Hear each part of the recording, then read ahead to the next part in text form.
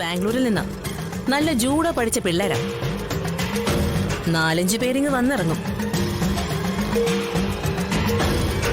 ഒരേ ഒരു രാത്രി പിറ്റേന്ന് പണിയും തീർത്ത് മറ്റൊരു ഫ്ലൈറ്റിന് അവർ കുടികേറും.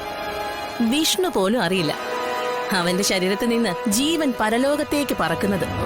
എന്റെ കൊച്ചെ, ഈ വലക്കണിപ്പെട്ട് കിടക്കുന്ന മുയലിനെ കൊല്ലാനേ ഈ മോസ്റ്റ് മോഡേൺ മെഷീൻ ഗണ്ണും തിരക്കി പോകേണ്ട വല്ല കാര്യമുണ്ടോ? ഒരു ചെറിയ ഇഷ്ടിക കഷ്ണം മതി. അത് വെച്ച് അവന്റെ മെഡലോ ബ്ലാങ്കറ്റിക്ക് ഒന്ന് കൊടുത്താലേ അപ്പ തീരും. കാര്യം നിസ്സാരം. ആര് തട്ടും? ഞാൻ തട്ടും. എടി കൊച്ചെ, ഒരു ഇത്തിരി പ്രായം തോന്നിക്കുന്നേ ഉള്ളൂ. ഈ ജൂഡോ പഠിച്ച പയ്യന്മാർ അത്രയും വന്നില്ലേലും കാട്ടിൽ പോയി കാട്ടുപന്നിയെ തീർത്ത പാരമ്പര്യമുണ്ട് മോളെ എനിക്ക്.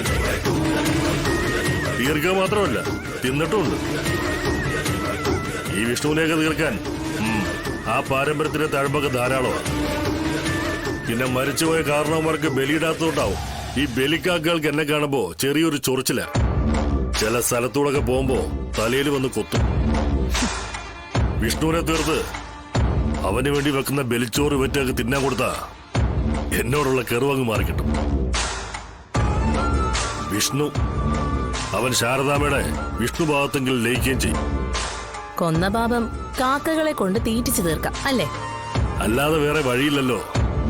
വീട് വെപ്പ് കിടക്കല്ലേ. സുസ്മിത അകത്തായപ്പോ അങ്ങനെയുള്ള വരവൊക്കെ നിലച്ചില്ലേ. പിന്നെ അവളുടെ കേസിന് വേണ്ടി കുറച്ച് കാശ് പിടിച്ചു. ചിറ്റപ്പനല്ലേ, മുടക്കാതിരിക്കാൻ പറ്റില്ലല്ലോ. ഇനി അവള് തിരിച്ചിറങ്ങിയാലേ ഈ പോയ പണമൊക്കെ തിരിച്ചു പിടിക്കാൻ പറ്റും. ഉടനെങ്ങാനും സുസ്മിത ഇറങ്ങോ? ആ, അണ്ടർഗ്രൗണ്ടിൽ പണിയെടുക്കാൻ തുടങ്ങിയിട്ട് കുറച്ചാളായി. പിന്നെ ഈ പണ്ടാരാണ്ട് പറഞ്ഞ പോലെ അവളെ കാര്യം. ആരെങ്കിലും കൈയും കാലും പിടിച്ച് എന്തെങ്കിലും ഒന്ന് ഒപ്പിക്കാൻ നോക്കുമ്പോ പിച്ചിന്ന് മാന്തിയെന്ന് പറഞ്ഞ് ജയിൽ വാർഡന്മാരുടെ ഫോൺ വരും. അവളെ ഇട്ടേക്കുന്ന ജയിലില് ഇപ്പം ജോലി ചെയ്യാൻ വാർഡന്മാർ തയ്യാറല്ലത്രേ.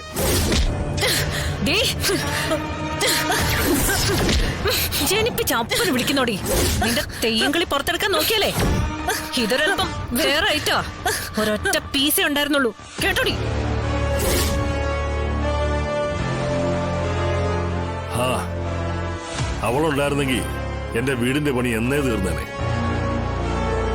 കാത്തിരിക്കാം. ആ മുതല ജയിലിൽ നിന്നിറങ്ങിയ ഇവിടെ ഒരു പടവെട്ട് തന്നെ നടക്കും.